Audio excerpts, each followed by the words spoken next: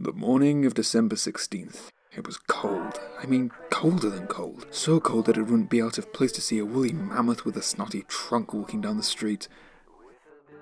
But since I live in England and my room doesn't have double glazing, I was prepared. Uni was off until New Year, and my mind turned to my next review. Probably the last of 2019. What a year.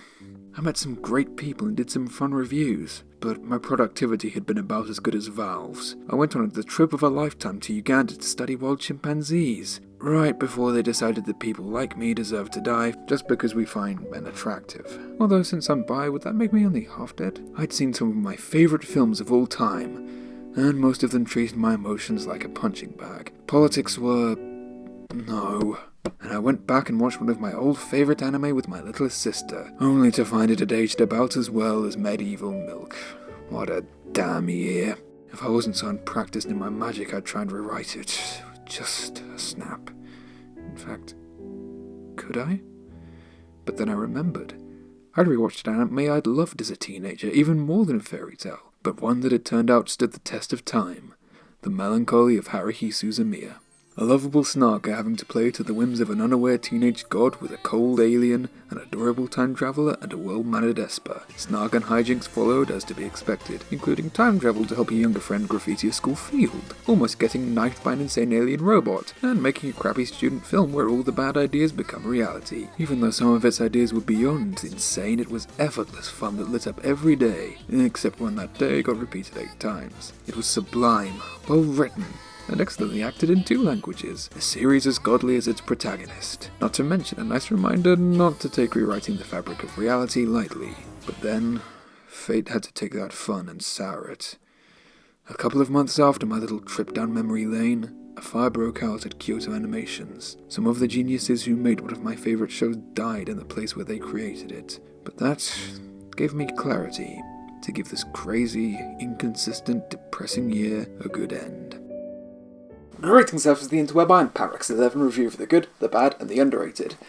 I feel like talking about another anime again to round the year off, and while my opinion on Fairy Tail has soured a lot since my review of Phoenix Priestess, the same can't be said for The Melancholy of Haruhi Suzumiya. Adapted from a light novel series of the same name, I honestly believe this hilarious, frightening, heartbreaking, heartwarming show has something for everyone in it. Snarky, cynical high schooler Kyon must help his energetic, easily bored classmate Haruhi in her SOS brigade, primarily to entertain the other students, but also to search for otherworldly beings like aliens, time travelers, and espers on the side, with her little knowing that her anime stock character brigade members, Yuki Nagato, Mikuru Asahina, and Itsuki Koizumi, happen to be more strange than they seem, perhaps because of Haruhi and the strange power over the world the other brigade members think she has. The series is a great romp full of danger, comedy, cosplay, and more trolls on the audience than Alex Hirsch, which might not have been the best move. Don't get me wrong, it's still a lot nicer to its audience than, say, Teen Titans Go, but it wasn't exactly kind on us either. The release chronology was even more whack than the Clone Wars. One episode was mostly watching Nagato read in the corner, which is something even Lucky Star, another Kyo show, had to poke fun at. Talk about cutting corners, Nagato just sat there the whole time. And there was the Endless 8 arc. One episode repeated 8 weeks in a row, with new animation, and I sat through every episode 2 times. 16 repetitions! This proved to be one troll too big, killing the last goodwill the audience had, even if the rest of Season 2 was pretty good. But then the magnificent bastards of Kyoto Animation pulled one last great troll on us. They made a film so beautiful that everyone wanted the show back. The fun tone of the show meant that it didn't explore the characters and how they were affected by the weirdness on the show that much. Apart from Kyon, and that was often for comedy. It turns out, however, that they were saving up all that exploration and seriousness for 2.5 hours of existential, well-animated drama. It's hard to put into words how much I loved the disappearance of Haruhi Suzumiya, but that sure as hell won't stop me from trying. I will warn you, however, that this film is best watched unspoiled and after the series. So if you haven't watched it yet, I strongly recommend you do so now. But if you don't care about spoilers or you have watched it, well, let's get on with it. This film starts, like most of the series, with Kyon snarkily narrating. Crap, I'm gonna be out of the job. Also, side note, why did they use a real alarm sound? Ugh. Although this does start this film's amazing use of lighting, with Kyon in shadow hiding from the crack of daylight until his sister pulls him into it, although he rolls right back into the shadows, as if resisting it like he does Haruhi. Bow! Thank you for the lesson. Is thanking your teacher for class a Japanese thing, or is this show a stealth prequel to Kill la Kill? Kyon snogs about the cold through the abundance of miniskirts. Seriously, miniskirts in winter? Does Mustang run this school, meeting Koizumi and Asahina along the way? I'd show all of it since Kyon's far funnier than me, but copyright. But as always, his target becomes our lord and savior, Haruhi. She's the general manager of all the trouble I've gotten into since April. She's the root of all evil in the universe. I mean, she is a high schooler with the powers of a god, so that's not that unreasonable of theory. He walks from the dark hallway to the warmly lit club room to see Yuki alone, and barely has a chance to warm up before... Kept you waiting, didn't I? Then, as indicated by playing the show's first OP, the film does a trend that most TV spin-offs do, but more extreme. The first 17 minutes are basically an episode of the TV show, with Haruhi scheming to come up with an awesome Christmas party that breaks school rules, and Kyon bemoaning the scheme to his luckier friends. I love it! Sure, it might be too long for some, but it's still a nice setup for the film. A decent intro to the general concept of the show for newcomers, and gets older fans back into the groove. But it also means that once Haruhi disappears, it feels especially jarring. I'm pretty sure you've got nothing going on, right, Kyon? We all know you don't have much of a social life, and I'm only asking because I didn't want you to feel like a loser. Yeah, well, what if I did have something going on? At least she asked. Plus, of course, she gets the present of fan service fuel for Mikuru. Or the audience. She was one of my first waifus back when I had terrible taste. Only I'm 20 now. And she's in high school. And her age... It's classified information. I'm going by the... I'm Christian.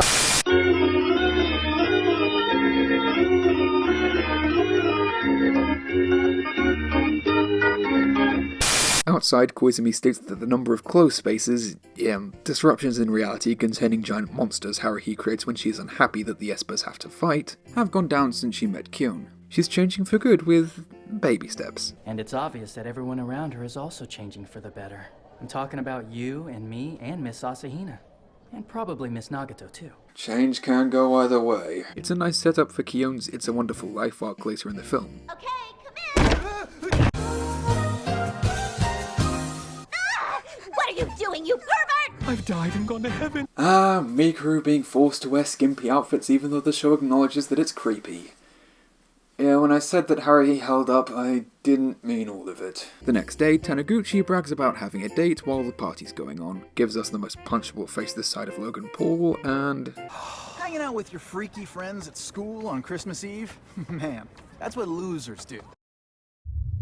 Oops. Next year, we should put together birthday parties for Buddha and Mohammed, too.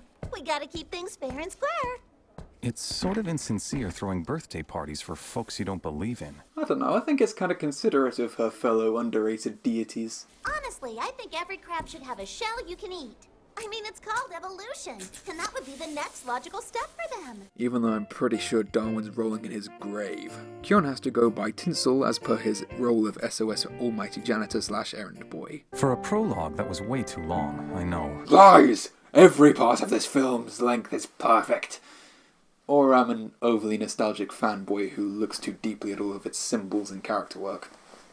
I also appreciate his warning. There's nothing funny about what was going to happen to me next. And boy, isn't there. The next morning, Kyon's room has no light, and outside seems much greyer and darker, much more like English winter, to give a subtle hint that something already isn't right, as if the title didn't already. Then, more obviously, Taniguchi has a stinking cold and says he doesn't have a date. Don't tell me she broke up with you before your big night.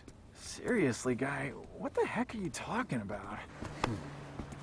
There'll be others. Huh? You know, you should come join us for our party at the club room. I'm sure we haven't reached maximum capacity yet. Party in the club room? One of the few times Kyon tries to be sincere. Oh no. Even at school, the general atmosphere is different. People are absent and the ones that are there just don't look happy. Even Haruhi was absent. I didn't realize this year's cold was that serious. Here I thought only man could destroy God. Or Haruhi's from Mars.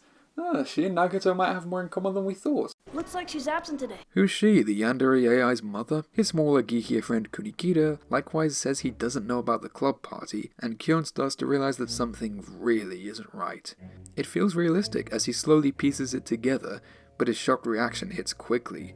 I would expect to suddenly get transported to another world that's so like your own. But the biggest indicator that stuff's whack walks in with a calm introduction and a blood-red coat.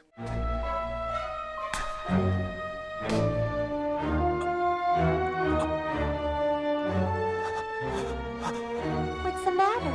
Jamie, please fill the viewers in.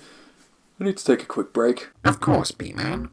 This is Ryoko Asakura. In the main reality, she was an artificial servant of the data integration thought entity, sent to study Haruhi Suzumiya like Yuki Nagato. However, she became bored with merely observing and attempted to kill Kyon to see the reaction it would provoke in Haruhi and the effects it would have on the world, due to her power to alter its data. Yuki Nagato then intervened and managed to defeat Asakura in battle. With Disco and Darren Cross!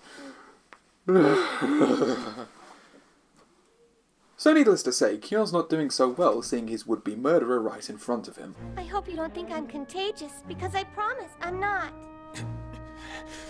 I don't care about your damn cold. You know that's not what I'm talking about. I'm kind of surprised they aren't scared though. The other club members have supernatural powers, but Kyon has the power of Chris Freeman's badass baritone. Tomokazu Sugita is of course great too, but if there's one thing Crispin Freeman specializes in, it's characters that are either just on the cusp of insanity, or are just flat out crazy.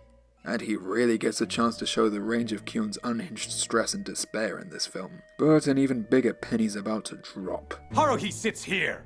Haruhi? I'm sorry, but I don't know any Haruhi. Well, do you? Someone named Haruhi? What kind of godforsaken world is this? Oh wait, that's the point. The class roster confirms that Asakura's been there from the start of the year, and Haruhi hasn't. Then Kyon goes batshit, running around trying to find Haruhi with grandiose, ominous violence to underscore this revelation. Not only is Haruhi missing, but so is Koizumi and his whole class. Thank goodness we find out what happened to them later, otherwise that would be pretty damn dark. He initially assumes Haruhi altered the world, which is obvious, but also clever considering her powers seemed to awaken when she was at a massive football match, and she realized how insignificant her life was. Maybe she had a flashback and removed herself. But would that be depressing, even for this film? After class, Kyon comes across Mikuru and Surya, who of course have no idea who he is. Not being in the best state, Kyon acts like a creepy stalker. As if Asahina's life wasn't the biggest sexual harassment case in history waiting to happen. At least Surya's an amazing wingwoman. But just when you think Kyon can't make things worse... I know for a fact you've got a tiny star-shaped mole on your breast right about here! You have to let me see it!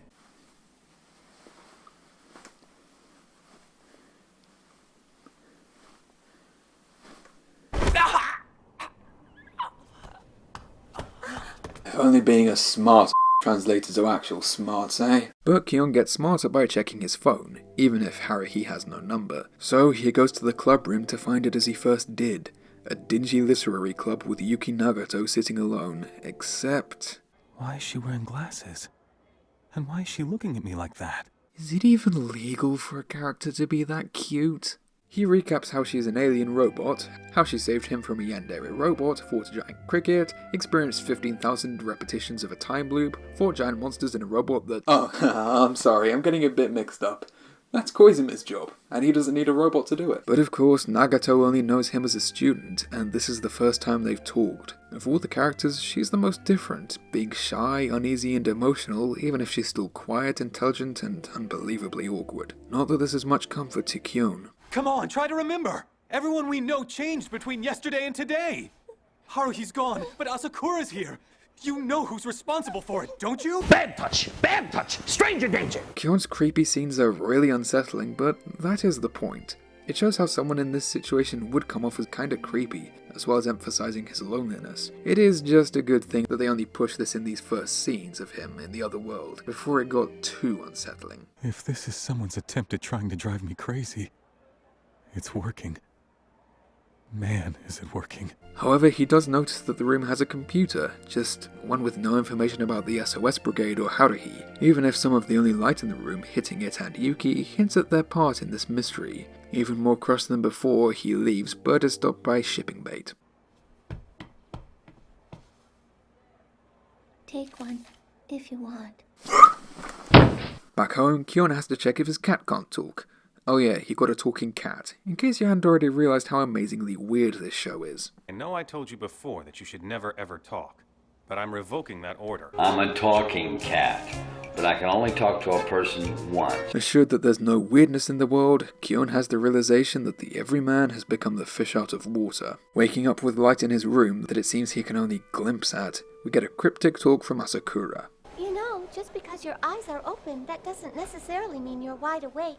You have to accept the reality that's in front of you, and that'll help you start to understand everything. What oddly specific wording for a not alien, not psychotic, completely normal high schooler. I think you should go to the hospital as soon as possible. You should do it before it's too late. Okay, I'll stop, please don't hurt me. Kyon then moans to himself about the hypothetical situation of a man being brought into a perfect life against his will. Kyon should be happy in this world, but he had no choice in coming to it. He has no annoying or life-threatening SOS expeditions, but most of his friendships are upended and he has no real purpose in life. In a dark mirror of the opening, he glumly walks to the literary club for no reason but habit, walking opposite or away from everyone else and scorned by Mikuru. I realize that Kyon's narration might not be everyone's cup of tea, and it is kinda tell-don't-showy, but the film has enough great visuals that aren't over-explained. And for a fan like me, it's actually one of the most unsettling things about this reality, to hear Kyon's usually hilarious narration become so, well, melancholy. Like in the main timeline, he tries to connect to Nagato, but rather than her coldness being a difficulty, now it's her shyness and his stress. However, he then recognizes a book named Hyperion that just so happens to have a snowy bookmark with a note written by Yuki, but not this one, telling Kyon to collect 5 keys to activate the program. Side note, I haven't read Hyperion, but I've heard it involves time travel, aliens, and possible deities. No wonder Nagato took such a shine to it. Suddenly the room seems much brighter, but the program has a time limit of 2 days. Kyon's not sure if that means from his experience or from finding it, but worst case scenario is that he's got till tomorrow to get back. He can't find any more info in the books, and Nagato decides to complicate this and my shipping instinct by asking him to come home with her. I mean, Kyon and Haruhi have nice chemistry and complementary personalities, but Nagato's just so cute. Have you ever thought about getting a cat? You know, they're pretty cool. And the weird thing about them is that sometimes it's like they can understand what you say. Pets aren't allowed. She's just so alone and she wants love. She's so precious that she's making me sincere. Me! Plus a nice touch is that whenever we see cars on the road, they come in pairs, one going in one direction and another in the opposite, as if to signify Kyon's choices and how he hasn't made up his mind on what path he wants to go on. Nagato's apartment is pretty much the same, minus future versions of Kyon and Mikuru in suspended animation in the back room. It's an odd decor choice, but unique, as they sit down for some awkward tea, unable to look each other in the eye, almost like they can't truly connect. Yuki complicates things by mentioning that Kyon had got her a library card, like in the old reality, but that's not possible, as Kyon and Nagato were near the library on an SOS Brigade mission. There were lots of people that day, and the librarians looked like they were really busy. I didn't want to bother them. I have a hard time in situations where I have to talk to people and ask for something. I'm not sure what's more beautiful, the use of gymnopédie in the background, or how amazingly that Nagato's voice actress has managed to put so much life into a character who's usually so lifeless. Both Michelle Ruff and Minori Chihara do a good job at Nagato's usual deadpan delivery, and even better at the more emotional Yuki in this timeline. However, the two are interrupted. What are you doing here? There'd be too much paperwork if you killed us all. She's there to take care of Yuki as, like in the main reality, she lives alone. But she actually sits opposite Kyon and can look him in the eye, showing their conflict, and as if they're more on the same page than initially seems. Naturally, Kyon wants to leave, but he's stopped by cuteness. Yeah, I'd do the same in his place. An awkward dinner scene later, Nagato gives me terminal adorabitas. I will protect this smile. And Asakura gives us an awkward lift scene, both on fronts of the cramped space, but both honestly caring about Nagato. If you decide to go out with Nagato, don't play around with her. Take it seriously, okay? If you don't, I will never forgive you. There's a little pee coming out of me right now. Ooh, another lighting shift. It's fainter, but just there. So close to Kyon. He's still apart from everyone and even more depressed, even if his bright classroom hints that things are about to change. There's even chemistry talk about acids and bases neutralizing each other, kinda like how Kyon balances out Haruhi's more extreme tendencies, but Haruhi also gets him to lighten up and have fun. However, while Taniguchi's not too good at chemistry, he does know his Haruhi's— wait, what? Oh, Haruhi Suzumiya? She was the gonzo girl of East Junior High. Take us to our Lord and Savior! It's a small Slimy octopus! Okay, maybe that's a bit too far. You know Haruhi? You really know who she is? He does tell Kyon she's at Kyon Academy, what a bro, and Kyon runs out of the class, backed up by a train rather than cars since he's on a single track and knows exactly what direction he's headed. But his timing isn't up to the Japanese train standards as he gets to Kyon an hour before classes end. A nice touch is that he sees a girl from Koizumi's class, who we did actually see at the beginning. Maybe there's another SOS brigade right here at Kyon Academy. And maybe she's found a whole new group of people to be in it. Damn it. Just the thought of that makes me sick. A strange thought for someone who finds it so annoying. What do I believe in? Who am I supposed to pray to? Christ? Buddha? Muhammad? Zarathustra? Lovecraft? I mean, gods and unknown horrors will do, but might I make another suggestion?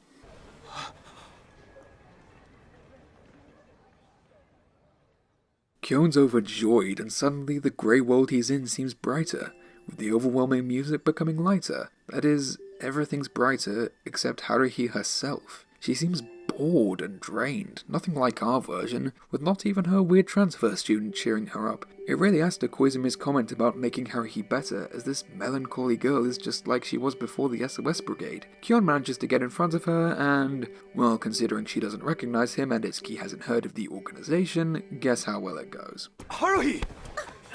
Take your hands off me! Miss Suzumiya! How has no one called the police on you, man? Wait a minute! Halt! What's going on here? You don't go to this school. Oh. Oops. But Kyon's power of references actually works when he mentions that Haruhi graffitied a school playing field 3 years ago, but essentially that she wasn't alone, and that the message said, "I'm right here." Who are you? What's your name? John Smith. That's right. Kyon is the doctor, as well as the master of callbacks. With this, Kyon's finally found someone with the same memories, with another train as a bonus to show he's on the right track. Boo! They go to a warmly lit cafe with more trains, although Haruhi mentions meeting John Smith twice. Congrats, Haruhi. Even when you're normal, you're screwing with reality. With this revelation, the trains disappear and the cars start to come back in the background, this uncertainty not helped by Koizumi's commenting that Kyon's situation sounds kinda ridiculous. Haruhi, on the other hand... That is so cool! No Miss way, you Suzumiya, believe me? They only think best than seeing his brighter setting is a brighter Haruhi. What did this anime do to get 2 amazing casts? It's as if Haruhi herself came down to bless us with Aya and Wendy. But despite Itsuki's doubt, he does help by saying that Kyon's situation has 2 possibilities. Either he's been transported to a parallel world, or his own world got altered in the past. To put it in the geekiest way possible, it's Earth 2 versus Flashpoint. Though since we haven't met this world's version of Kyon, the latter seems more likely. But either way, getting back to his own universe or changing the universe back is problematic. Haruhi wants to go meet the other club members and with her trademark enthusiasm heads off, but Koizumi's more hesitant. So are you guys, close? As a matter of fact, I am in love with Miss Suzumiya. Unfortunately, Miss Suzumiya isn't interested in someone as ordinary as myself. The only reason she started talking to me in the first place was because I was a transfer student. The only special ability I had was getting myself mixed up in weird happenings. Then, the Miss Suzumiya in your world is only interested in you. Makes me jealous. This must be one of the most heartbreaking It's a Wonderful Life plots ever. At first, this world seems almost ideal. But once you scratch the surface, it gets a hell of a lot darker. Kyon's living a normal life and it's driving him insane. Haruhi's at a fancy school where clearly nothing interesting happens. Koizumi's still with Haruhi, but can never truly be with her while being scared to lose her. Nagato has emotions but still can't express them in a meaningful way. And Mikuru's not constantly getting put into revealing outfits by Haruhi. Wait. Yeah, one of the problems with this film is that we never see Mikuru's perspective in this world. I kind of get why, given how long this film already is, and that she is by far the weakest character in the SOS Brigade. I mean, she's likeable, but basically just there for moe points, fan service, and someone for Kyon to fawn over, or just to cause development in the other, more interesting brigade members, but this only further highlights how weak she is. The only point to her scenes is just to further show how alone Kyon is, establish that Tsuruya is just as good a friend to her in this reality, and then to get Kyon out of this world. The only perspective we get is from her older self later, but I'll get to that in linear order. Unlike her, they decide to infiltrate the school in covert gym gear. Is there a good place to change into these? Right here's fine. So, is getting arrested for indecent exposure and or catching a cold part of the plan? However, they get in, grab Mikuru, and burst into the club room. Though, interestingly, Nagato has a smile on her face when Kyon comes in, but it fades as soon as she sees Haruhi. Her shyness or something else. It's like before. I'm getting all misty-eyed. Are we sure Kyon or the writers aren't psychic? Cause I felt the exact same way there. And though the room's brighter than it has been, it's also dingy to show that Kyon's not out of the woods yet. And just as the note said, the computer turns itself on, with a message from the original Nagato saying that this is an escape program, and that Kyon only has to press enter for it to activate. It's a nice showing that despite Nagato's cold exterior, she does truly care about Kyon like this world's one, giving him a choice to stay in this world. But of course, the pull of the show's true best girl and Christmas hotpot is too much. Nagato, you can have this back. I'm sorry.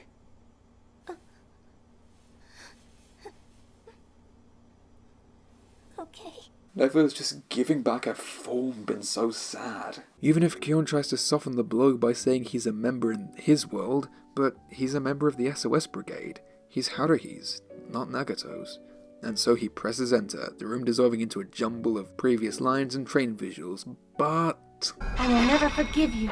Damn it! He finds himself in the club room with a cold blue tint to it, and it being boiling hot. He finds that he's travelled back in time 3 years to Tanabata, where he travelled to before to aid and abet Haruhi. He goes to his past self and Mikuru, but there are more cars than ever now, as he's at the focal point for his final choice.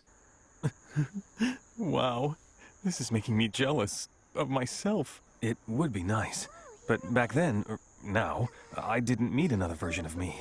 If I show up now, it would conflict with the memories I have of that night. Well, John Smith would know that it's too dangerous to meet your past self, at least until you change into a different body. Sure enough, the past versions of Kyon and Mikuru are met by Milfkuru, and our Kyon meets her later. You knew about it, huh?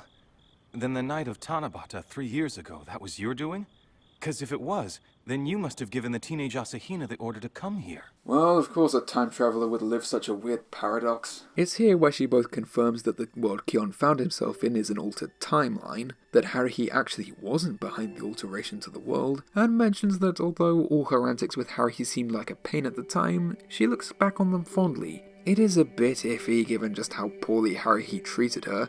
At her worst, she drugged Mikuru for a film scene, but she did get better thanks to Kyon's influence, and those experiences did make Mikuru into the more confident and wise version of her now. To take those experiences away against her will would be just as horrible. On their way to get help from Nagato, Kyon makes sure to even out the paradox and inspire their terrible overlord. However, once they get to Nagato's apartment, it's far colder and more artificial than in the other timeline, showing both how empty her life is, and how close Kyon is to the source of the disruption.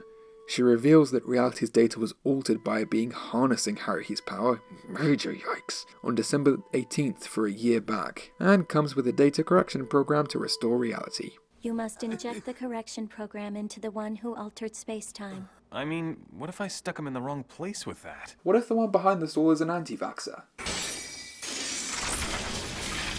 It's also a gun! But of course, we still don't know who's behind all this. If Haruhi didn't do this, then who did? It was...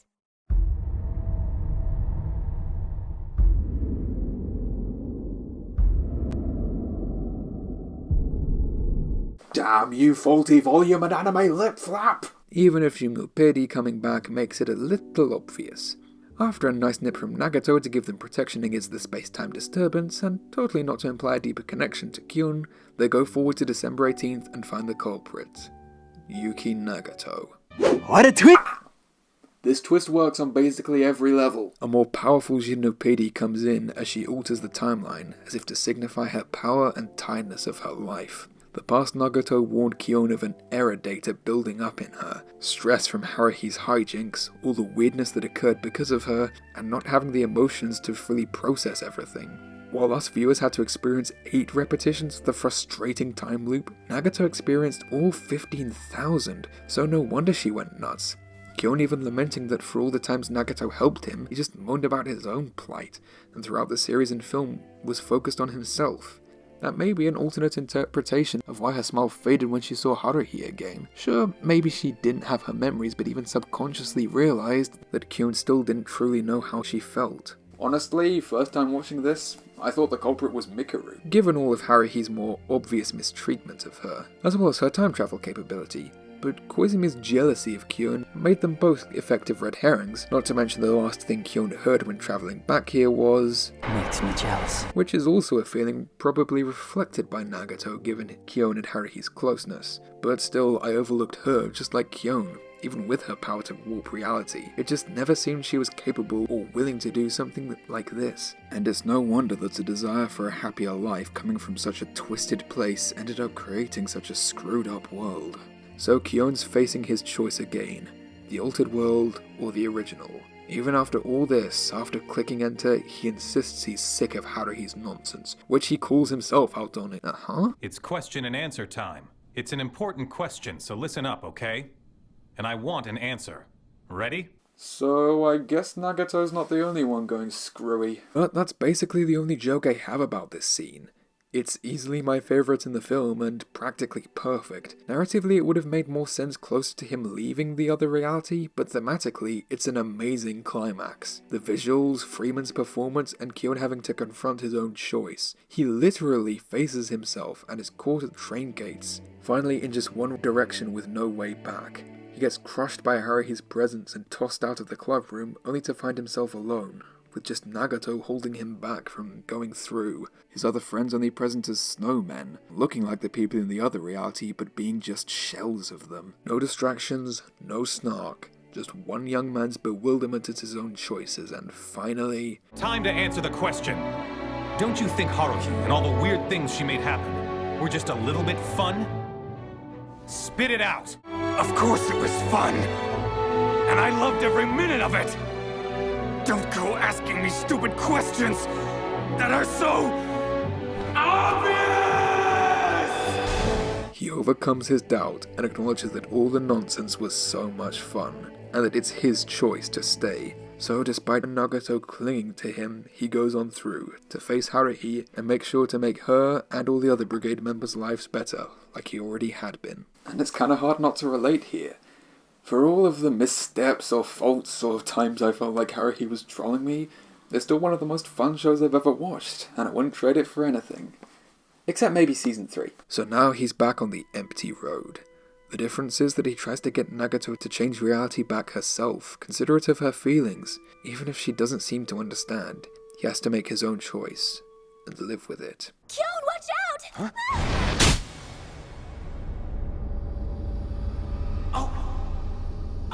Very poor choice of words.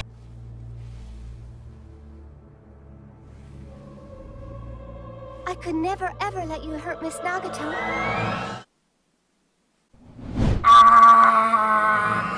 What the fuck? And how could she be here? She got to my reality. He can't die.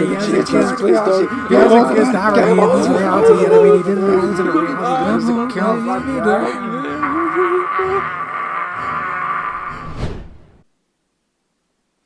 Kyon can only monologue that it hurts as Asakura promises to protect Nagato and kill anyone who displeases her. After all, that's my only reason for being here. You should know.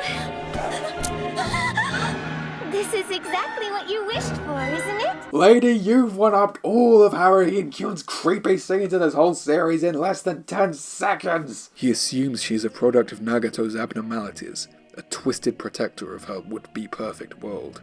She may have been creepy with her experimental murder before, but this actively sadistic version of her, telling Kyon to savor the pain, is truly terrifying. Luckily, Nagato stops her, along with 2 Asahinas? Oh man, Kyon's died and gone to waifu heaven. Sorry about this, but I had a good reason for not stepping in sooner. Don't worry, it hurt for me too. Who? Whatever. We'll take care of everything. Just go to sleep now. Still a better John Smith crossover than Twice Upon a Time. Kyon then wakes up in bed, because we already didn't have enough book parallels, so let's throw in some Wizard of Oz references, in a hospital room full of brilliant gold light. Koizumi says he hit his head falling down the stairs and that a mystery woman was seen passing him, so... Give me season 3 already! Sorry, getting a bit ahead of myself. Also, I appreciate you cutting away the red apple skin to reveal the gold core, as if all of Kyon's suffering is behind him, but really getting a knife out in the room with the guy who just got injured is not the best choice, Koizumi. But he does make sure to mention that he, Haruhi, and Mikuru were worried for him, while Nagato called the ambulance, so he is valued by all of them. Although an extra hint would come if he was able to see that there are 2 coats hung up in the room.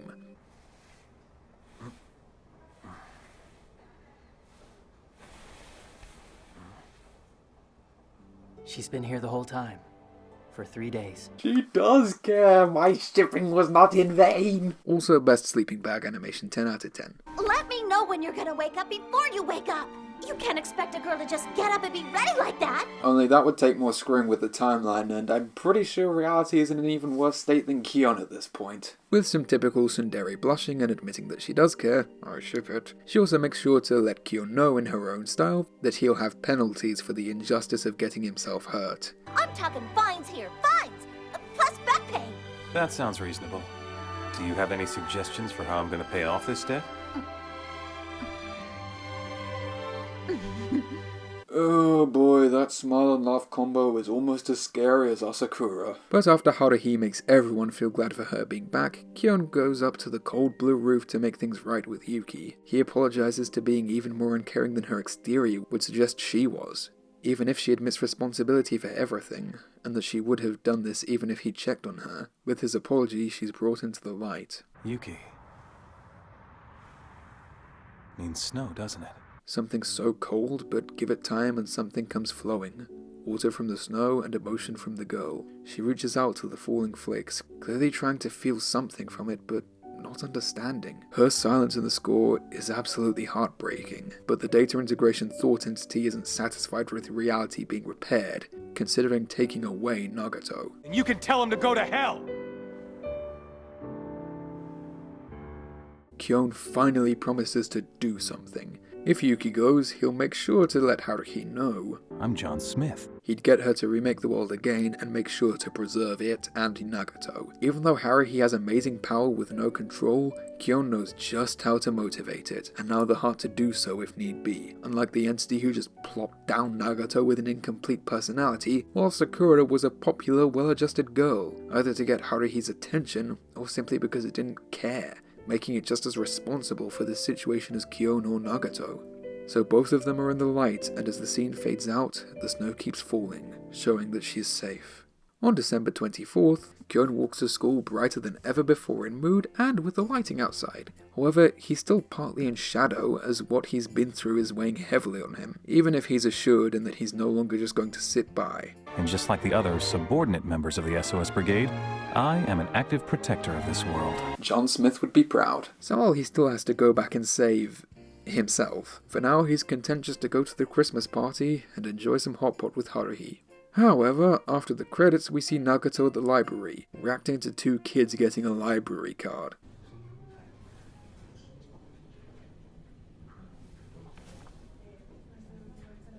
Tell me what it means! And not just in the form of manga that's hard to obtain here because Britain is the land where Japanese media forgot. Ugh.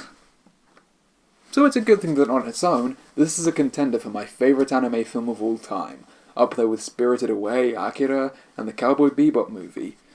Yeah, I need to watch Wolf Children in Your Name sometime. It took my everything not just to cry out how beautiful everything about this film was every few minutes.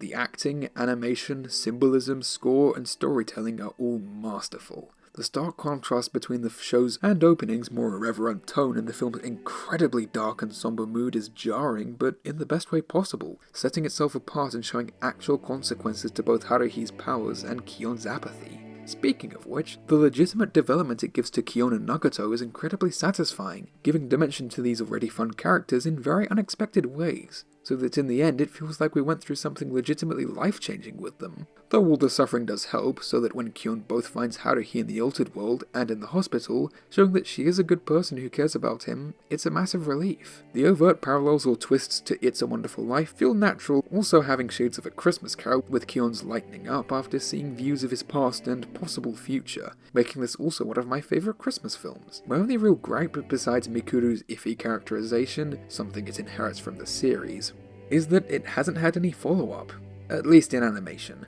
With how game-changing the film was, plus Haruhi actually starting to develop it and become nicer towards the end of the show, Season 3 probably would have been awesome. Not to mention the few loose threads with the mystery woman who pushed Kyon and Nagato seeming to regain her feelings. Just a shame that Endless 8 really put the fanbase off. Still, Kyon's arc was so satisfying that, in a way, it is a perfect end to the show. Also, there is the Disappearance of Nagato Yuki-chan, a cute spin-off set in a universe similar to the Disappearance timeline, which, while no substitute for Haruhi, is still enjoyable, with a legitimately cute romance between Yuki and Kyon. Plus, it's just nice to see these characters again, not to mention to have something warm and fuzzy this time of year, after all the existential dread and tears from this beautiful, beautiful film. So no matter how good or bad your 2019, 2018, heck, how good or bad the past decade's been, just make sure to follow Kyon's example, to not take the good you have for granted, never forsake our Lord and Saviour Haruhi, and at least try to have a good time.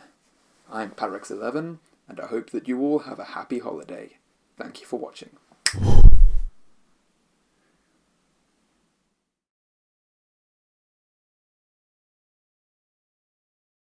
Mm-hmm.